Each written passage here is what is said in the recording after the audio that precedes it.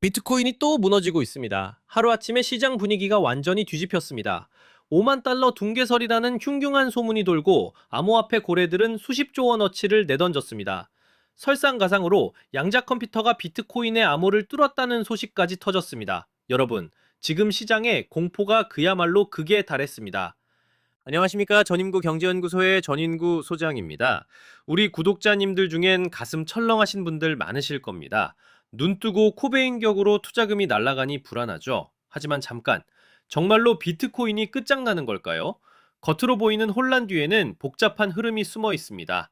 오늘은 이 혼란의 본질을 차근차근 파헤쳐 보겠습니다. 며칠 전 뉴욕 증시에서 시작된 소문부터 이야기해 보겠습니다. 인공지능 챗 GPT가 비트코인이 곧 5만 달러까지 붕괴할 수 있다는 충격적인 전망을 내놨습니다. 향후 몇 달 내에 시장 유동성 축소와 매도 압력이 겹치면 대규모 하락이 현실화될 거라는 경고였죠. 실제로 비트코인은 11만 달러 돌파에 실패하면서 상승 모멘텀이 둔화된 상태였습니다. 연준의 금리 완화가 지연되고 시장의 돈줄이 마르니 위험 자산인 암호화폐 전반에 부담이 커지고 있었던 겁니다. 거시적으로 이미 하락의 씨앗이 뿌려지고 있었던 셈입니다. 그렇다면 왜 하필 지금 이렇게 폭락이 터졌을까요? 결정적인 방아쇠는 바로 수급 쇼크였습니다.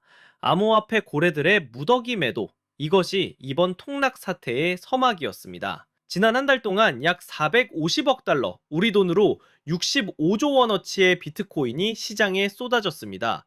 믿기 힘들 만큼 엄청난 물량이 한꺼번에 나온 겁니다. 비트코인 가격이 급격히 밀리자 파생상품 시장에서도 연쇄 충격이 시작됐습니다. 환물 등 레버리지로 투자하던 분들의 포지션이 줄줄이 강제 청산당했습니다. 가격이 떨어지니까 빚내서 버티던 사람들이 반강제로 털려나간 거예요. 가격 폭락, 청산, 추가 폭락, 말 그대로 그겁니다. 이런 악순환이 순식간에 전개됐습니다. 뉴욕 증시에서도 암호화폐와 연계된 레버리지 상품들이 타격을 받으면서 불난집에 기름을 부은 격이 됐습니다. 정리하면 금리 문제니 모멘텀이니 해도 결국 결정적인 순간에는 물량 폭탄이 시장을 무너뜨렸습니다.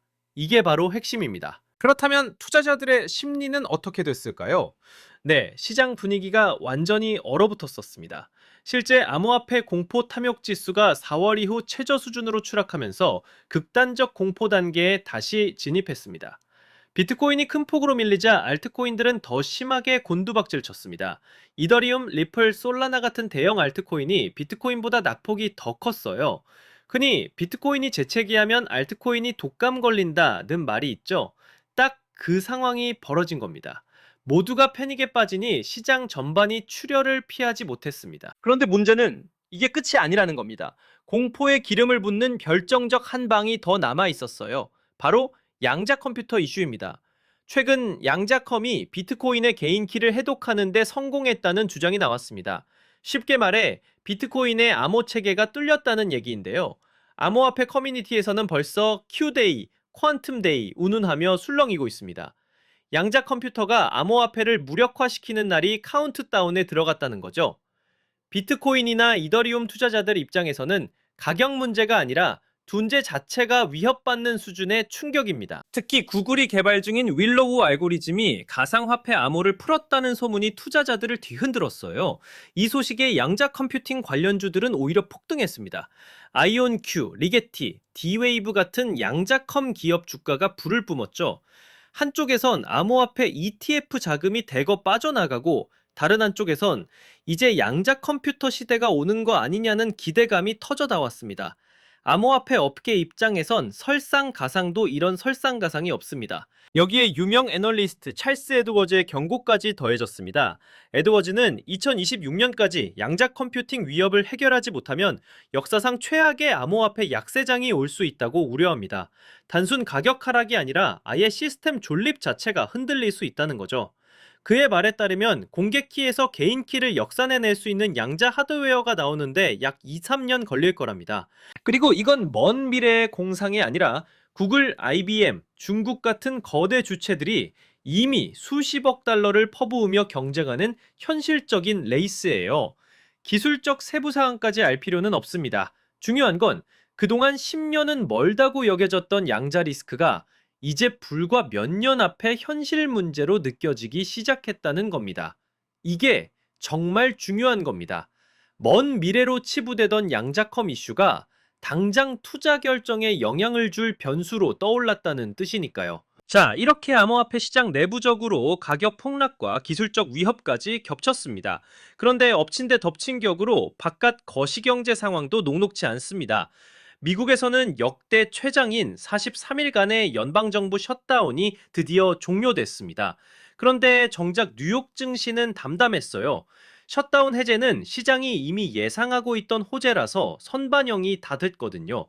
문제는 그 다음입니다. 연준의 통화정책, 즉 금리 방향성이에요. 셧다운이 풀렸다고 페드가 곧바로 금리를 내리진 않을 겁니다. 오히려 최근 분위기를 보면 금리 인하 기대가 더 후퇴했어요. 시카고 상품거래소 CME 패드워치에 따르면 올해 12월 FOMC에서 금리를 동결할 확률이 46.4%까지 높아졌습니다. 불과 하루 전에는 37% 정도였는데 말이죠. 그만큼 연말에 금리 인하 없다 쪽으로 무게가 실리고 있다는 뜻입니다. 그러니 시장 유동성은 계속 빠듯할 수밖에 없습니다. 미국 국채금리도 다시 뛰고 있습니다. 10년물 국채금리가 4보이피 넘게 올라갔는데 금리가 오른다는 건 그만큼 시중자금이 묶인다는 뜻이죠. 돈이 비싸지면 위험자산엔 역풍이 불 수밖에 없습니다. 기술주들도 예외가 아니에요. 한때 AI 열풍으로 치솟았던 기술주들이 요즘 주춤하고 있습니다. AI 거품론이 언제든 터질 수 있다는 경고가 이어지면서 필라델피아 반도체 지수가 1% 넘게 하락했습니다. 엔비디아, TSMC, 브로드컴 같은 대표 반도체주도 줄줄이 밀렸습니다. 심지어 비교적 안정적이라던 우량주들마저 힘을 못 쓰고 있습니다. 미국의 엔터테인먼트 공룡 디즈니를 보세요. 3분기 실적을 발표했는데 이익은 예상보다 잘 나왔지만 매출이 저조했습니다. 시장의 반응은 매정했습니다. 디즈니 주가가 하루 만에 8%나 곤두박질 쳤어요. 우량주까지 이러니 투자 심리가 더 위축될 수밖에 없습니다. 결국 주식시장도 흔들리고 유동성은 경색되고 여기저기 악재투성이인 상황입니다. 이런 탄국에 암호화폐만 홀로 좋기는 어렵겠죠. 안팎으로 퍼펙트 스톰이 몰아치고 있는 셈입니다. 자, 그러면 이런 상황에서 우리는 어떻게 해야 될까요? 뉴스만 보면 비트코인도 이더리움도 당장 휴지 조각이라도 될 것 같습니다. 그러나 착각하지 마시길 바랍니다. 공포에 질려 섣불리 손절매부터 생각하면 나중에 큰 코 다칩니다. 제가 늘 말씀드리죠. 시장은 심리 싸움이라고요. 겁에 질려 던지고 나면 나중에 반드시 후회하게 돼 있습니다. 저도 투자 초기에 그런 실수를 했습니다. 여기서 잠깐 제 얘기를 해볼게요. 2018년 비트코인 폭락장 때 일입니다. 제 주변 모두가 비트코인은 망했다며 등을 돌렸어요. 저도 밤에 잠이 안 오더군요. 결국 제 친구 한 명은 겁을 이기지 못하고 바닥 근처에서 가진 코인을 다 팔아버렸습니다. 그런데 어떻게 됐냐고요? 몇 년 뒤 비트코인은 사상 최고가를 또 경신했습니다. 그 친구는 나중에 저에게 엄청 후회된다고 털어놨어요. 저도 그때 뼈저리게 배웠습니다. 공포에 팔면 안 되는구나. 이게 무슨 의미냐고요? 모두가 공포에 떨 때 원칙을 지킨 사람이 결국 승리한다는 뜻입니다. 물론 지금 나오는 양자 컴퓨팅 위협 같은 이슈를 무시하란 얘기는 아닙니다. 당연히 대비책을 고민해야죠. 실제로 암호화폐 업계도 양자 내성 알고리즘 개발에 이미 착수했습니다. 시간은 걸리겠지만 기술은 문제에 부딪히면 결국 해결책을 찾아왔습니다. 중요한 건 이런 리스크가 제기됐다고 해서 당장의 가치를 제로로 봐선 안 된다는 겁니다. 그리고 고래 매도 때문에 가격이 급락한 것도 거꾸로 생각하면 일시적 수급 충격일 가능성이 높습니다. 고래들이 던진 물량은 누군가 받았겠죠. 공포에 떠는 사람이 판 코인을 멀리 보는 다른 누군가는 사고 있다는 얘기입니다. 남들이 두려워할 때 욕심을 내라는 워런 버핏의 말처럼 모두가 팔 때 사들이는 큰 손도 있기 마련입니다.